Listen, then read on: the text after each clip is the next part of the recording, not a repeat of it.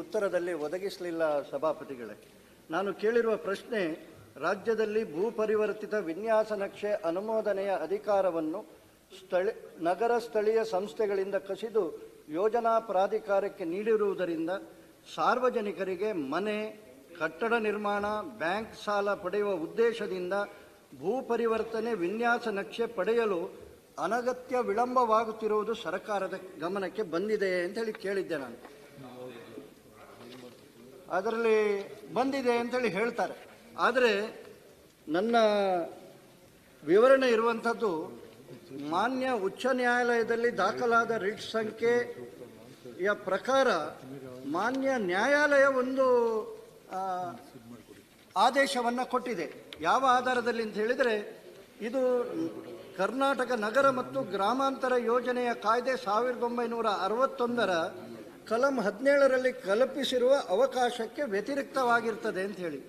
ಸಾಮಾನ್ಯವಾಗಿ ಸರ್ಕಾರದ ವಿರುದ್ಧ ಯಾವುದೇ ರಿಟ್ ಹೋದರೂ ಆ ರಿಟ್ಟಿನಲ್ಲಿ ಪ್ರಶ್ನೆನೇ ಕೇಳ್ತಾ ಇದ್ದೀನಿ ಸರ್. ಅವರಿಗೆ ಅದರ ವಿವರಣೆ ಗೊತ್ತಾಗಬೇಕಲ್ಲ. ಗೊತ್ತಾಗ್ತದೆ, ಕೇಳಿ.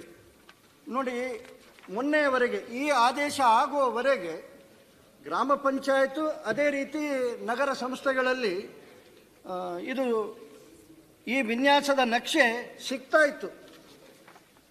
ಗ್ರಾಮ ಪಂಚಾಯತೆ ಈ 9/11 ಮತ್ತು ನಗರದ ಪ್ರಾಧಿಕಾರದಲ್ಲಿಯೂ ಈ ನಕ್ಷೆ ಸಿಗ್ತಾ ಇತ್ತು. ಆದರೆ ಈ ಹೈಕೋರ್ಟಿನ ಈ ತೀರ್ಪಿನ ನಂತರ ಈಗ ಅದನ್ನು ಸಂಪೂರ್ಣವಾಗಿ ನಿಲ್ಲಿಸಿದ್ದಾರೆ. ಮತ್ತು ನಾನೊಂದು ಸಣ್ಣ ಉದಾಹರಣೆ ಹೇಳಿ ನನ್ನ ಮಾತನ್ನು ನಿಲ್ಲಿಸ್ತೇನೆ. ದಕ್ಷಿಣ ಕನ್ನಡ ಜಿಲ್ಲೆಯಲ್ಲಿ 164 ಗ್ರಾಮ ಪಂಚಾಯತ್ಗಳಿದ್ದಾವೆ. ಇದು ಇರುವಂಥದ್ದು ಆಫೀಸು ಮಂಗಳೂರಿನಲ್ಲಿ 2 ಇದ್ದಾರೆ. ನಗರ ಸಂಸ್ಥೆಗಳಲ್ಲಿಯೂ ಇದೇ ಪರಿಸ್ಥಿತಿ ಇದೆ. ವಾರಕ್ಕೆ ಒಮ್ಮೆ ಬೆಳ್ತಂಗಡಿಗೆ ಬರ್ತಾರೆ.